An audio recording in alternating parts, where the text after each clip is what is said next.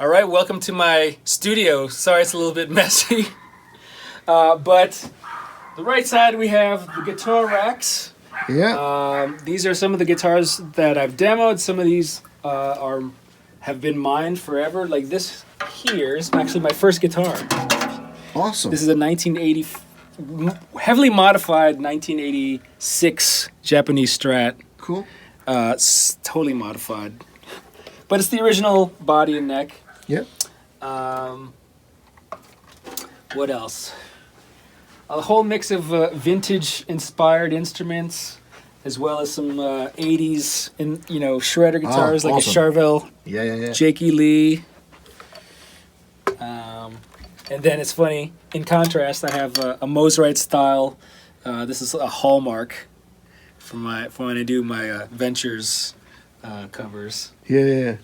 And then this one, which is not going to look good on camera. It never looks the same. No, I can see that. Yeah. It's actually, it In the looks light. kind of red, but it's super Yeah. pink. It's what I tell people is like, you have to see this in person because Yeah. it looks totally different. Oh, this is so rad. Yeah, this is my newest custom Novo Cirrus, which was built here in Nashville Yeah. by Dennis Fano and his crew. Custom colors, teal, which I call Ronquillo, Yeah, of course. and then neon pink. So what pickups are those? These are Lawler mini humbuckers, Oh, cool. and I had them powder coated white, along with the Mastery bridge is Yeah. white. So it's totally customized. Awesome. So this is like kind of my favorite right now. What else? So on this side is my workstation, my studio desk. This is where I record all my backing tracks and all my gear demos. This is where I edit my Yep. videos. So obviously I've been in work mode, so it's super messy. Also, occasionally I'll do sessions. So I have a pedal board down here if I want to plug it in and do some session work. Yep. And next to it, we have completely modern and then completely sort of vintage, at least Yeah. for my generation. This is a Tascam 388 Cool. tape from the 80s. The first two Black Keys records were recorded with Oh, this okay, I didn't know in that. their basement. On that specific one. Not this particular one, but this model of recorder. So I bought this in LA and I got a good deal on it, and it was just cool to have. Yeah. I haven't really used it just because it's just me here recording, but if I ever get like a band in here, I would love to track it to the tape. Oh, yeah. These are cool. Yeah, these are Eastwood Guitars was kind of my very first brand that I worked with way Yeah. back in like 2010, 2011. And this was actually the first guitar. Funny, I still have the tag on it. But this was the first guitar that I got from them. This was kind of my, now that I think about it, this was kind of my foray into the whole YouTube gear demo thing. Yeah. Because the way it started was I wanted this guitar from Eastwood and I wanted to get a discount, Yeah. an artist discount, but they, I don't think they were offering it, but I said, well, why don't I do a YouTube demo for it, a discount. So I got the discount, I got the guitar, and I put something up on YouTube, and it the company liked it. They started sending me more guitars, and kind of snowballed. I kind of credit Eastwood for helping me get my name out there in YouTube land, because they would always promote my videos and show my videos. So a lot of people that are still with me or still subscribed to me have known me since I started doing the early Eastwood videos. Yeah. Cool. So now this was kind of like the workroom, and this is kind of the playroom, or actually more workroom. This is where I film all my videos, all of my gear demos, all of my live streams. It probably looks bigger on YouTube. Most people say, like, when they see someone's setup, like, "Oh man, I thought it was bigger," from YouTube. But like when you get into their space, it's usually tiny.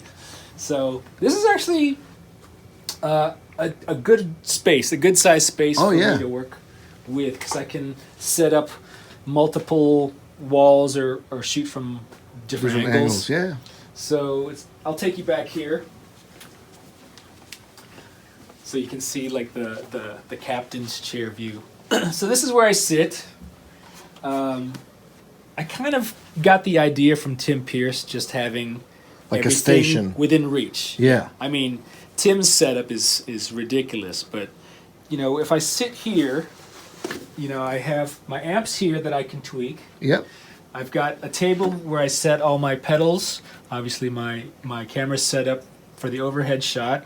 I think I'm shooting some new Rev distortion pedals coming up. Cool. So everything is pretty much in reach. I can reach for different guitars. I can. I have my computer screen hooked up here. That's hooked up to the computer in the other room, and I have another set of monitors so I can hear everything. Yeah. And then I've got what is my typical pedal board setup, where it's just like randomly switching out lots of things. But it's convenient. I've got this boom mic up here. For the talking? Yeah, because I was trying to use like a lavalier mic, and that it was just kind of getting in the way. And this is a lot more convenient, and it sounds great. I just got this new light. This is the Aperture 120D, which is kind of like the standard light now for videographers. It's kind of like the go-to light that everyone's using, and it's great. So my cameras that I'm using are Sony's. Yeah. My camera, Sony A7 III, and then this is an A6400, which is, to my knowledge, is essentially the same sensor. So you're getting the same colors, the same contrast. Yeah. So it's great to be able to edit them together. And do you like switch them on like with a remote or? Do I switch them on? Yeah. Yeah. Well, this one I don't have a remote for. But You don't need that. But... Yeah, this is the remote that I have for that. And actually, I have hooked up to that monitor, which is actually a hard drive recorder. Oh, right. That's the it's called the Adamus Ninja, and the small thing on top. Yeah. So not only is it a monitor for the camera, but you can stick a solid state hard drive in there and record directly to the hard drive. So I never have to worry about running out of space. Perfect. And it records at the highest quality possible. So and the great thing about that, since I record to a hard disk straight to that, I can take that hard disk out, and I have a little dock that you can plug these SSD drives in. Oh, perfect. And I can edit directly from that drive. I don't have to waste time moving stuff over or whatever. Awesome. So it's really been a game changer as far as my workflow. But yeah, and then this is kind of my background, where this I've had for many years. These lights, they just work great for videos. Yeah. When they're in the background, they create that look, that depth. But I've shot videos against this wall and closer to this wall, but kind of my Tonehenge is what we call it. So you got some great gear here. The amps that I rarely ever plug in unless have some free time, which is not much. But you got to have, a pedal shelf if you're a guitar YouTuber. But it's funny. I feel like there is like a guitar YouTuber starter kit where you have the slatted walls, the slatted wooden walls, the paneled wooden walls, and then you have shelves for all your pedals. Yeah. And of course, you got to have your amps, and sometimes you'll have guitars hanging on the wall. I don't have that, but you definitely have to have interesting pedal shelves. Yeah.